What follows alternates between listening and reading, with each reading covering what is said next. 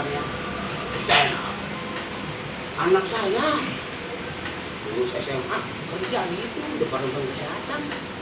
Lah kemarin pulang nangis. Katanya kenapa lu? Diem aja. Kenapa lu bilang? Dia kagak nyawa. Lah saya tanya temennya. Anak gua ngapa tuh?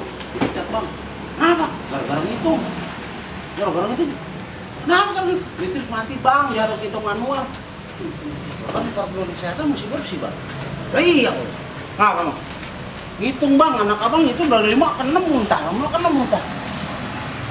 Oh begitu? Bagaimana? 1, 2, 3, 4, 5, 6. Ujung dari cerita yang akan lo kembangkan dalam bentuk materi pesan moral. Oke? Pakai motor tidak bergimbal. Oke? Kemudian